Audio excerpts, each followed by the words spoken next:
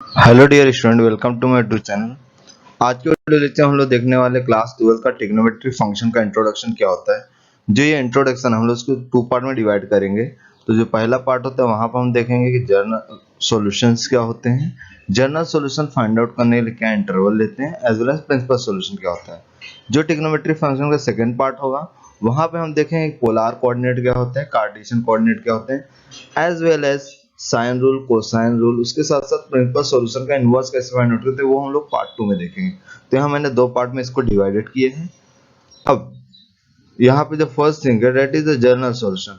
General solution कभी find out करने के लिए जो ट्रिग्नोमेट्री फंक्शन है वो जो है साइन कॉस टेन इसी फॉर्मेट में होना चाहिए। अगर कोसेक सेक और कॉट फॉर्मेट में तो उसको हम लोग क्या करेंगे, साइन कॉस टेन में कन्वर्ट करेंगे taking the reciprocal of the function. तो यहाँ पे देखते हैं sine theta equal to sine alpha. तो इसका जनरल सॉल्यूशन क्या होगा, theta equal to n pi plus bracket minus one raise to n into alpha, alpha belongs to Z. Alpha belongs to Z का मीनिंग क्या होता है कि यहाँ पे जो अल्फा है दैट इज द इंटीजर्स।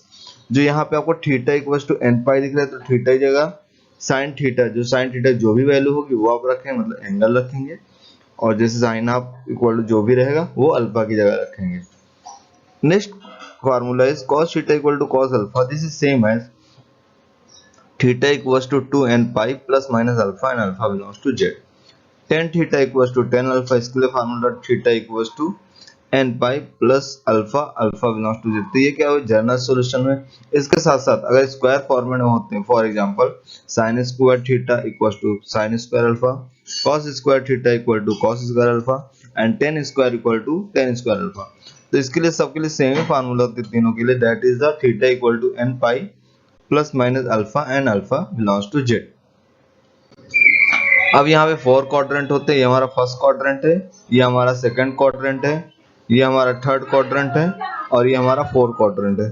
तो ट्रिग्नोमेट्री में इस तरह हमारे पास चार क्वाड्रेंट होते हैं। अब यहाँ पे वैल्यूज को देखेंगे।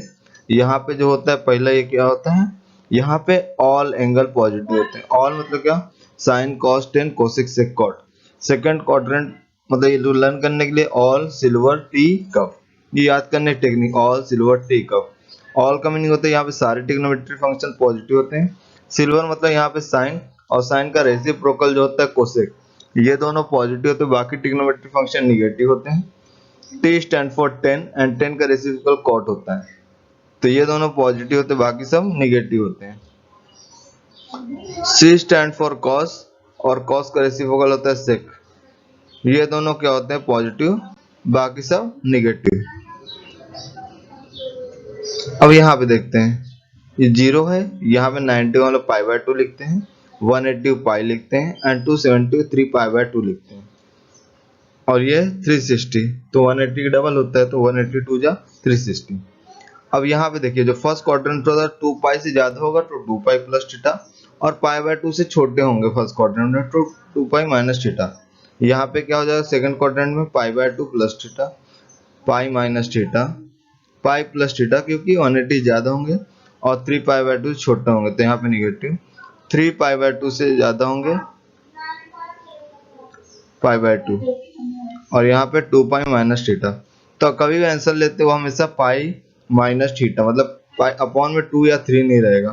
तो यहाँ पे ये जो मैंने हाईलाइटेड किए हैं रेड कलर से, ये सारी चीजें आपको ध्यान में रखना, क्योंकि इसके बेस पे हम लोग क्या करेंगे, सम को सॉल्व करने वाले हैं। Thanks for watching.